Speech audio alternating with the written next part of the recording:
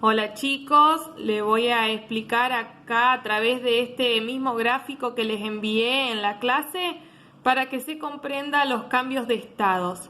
Bien, tenemos las iniciales de los tres estados físicos que son gas, líquido y sólido, en lo cual van a sufrir determinados procesos, ¿sí? De acuerdo a si libera libera calor, disminuye temperatura o si ocurre la absorción de calor, ¿sí? El aumento de temperatura.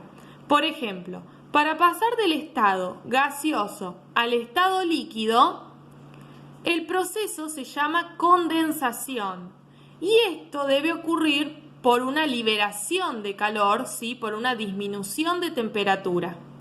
Si quiero pasar de líquido a sólido, mi proceso se llama solidificación y eso ocurre también por una liberación de calor, por una disminución de temperatura, ¿sí? Por ejemplo, si llevamos agua líquida, ¿sí? Lo hago con agua el ejemplo porque es el caso más visible y el que todos tenemos en casa.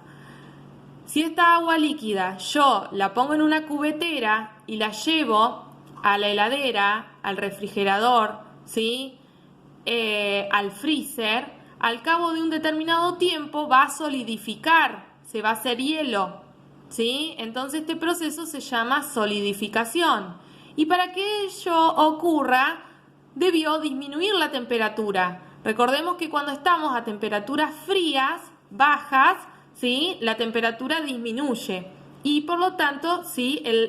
Esto ocurre porque se liberó calor, ¿sí? El calor salió hacia afuera. Entonces no está en el sistema, por lo tanto la temperatura es menor. Cuando queremos pasar, por ejemplo, de sólido a líquido, por ejemplo, si un helado se derrite o si el mismo cubo de hielo se derrite y pasa al estado líquido, agua, ese cambio de estado se llama fusión, ¿sí? Y esto debe ocurrir por un aumento de temperatura, ¿sí? Que eso obviamente tiene una relación con la absorción de calor. Si quiero pasar de líquido a gas, ¿sí? Mi proceso se llama evaporación. Cuando ponemos a calentar agua, ¿sí? En una pava, en una olla, al cabo de un determinado tiempo, ¿sí? Este líquido empieza a ser vapor, se convierte en gas, entonces ese proceso se llama evaporación, ¿sí? Y eso también debe ocurrir por una absorción de calor, lo que conlleva a un aumento de temperatura, ¿sí? Si paso directamente de sólido al estado gaseoso, se llama sublimación. Por ejemplo, una naftalina, que es una bolita blanca que se coloca en la ropa, pregúntenle a su mamá, ellas les van a saber explicar, ¿sí?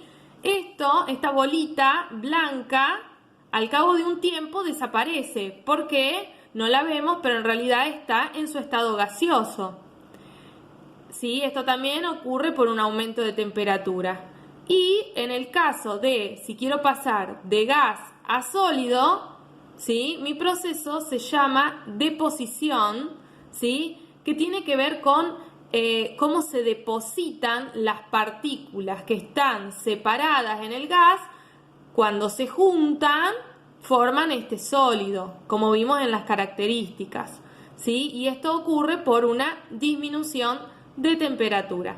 Espero que les haya servido esta explicación para que comprendan y puedan estudiar los cambios de estados, los nombres de los procesos, ¿sí? Para pasar de un estado a otro.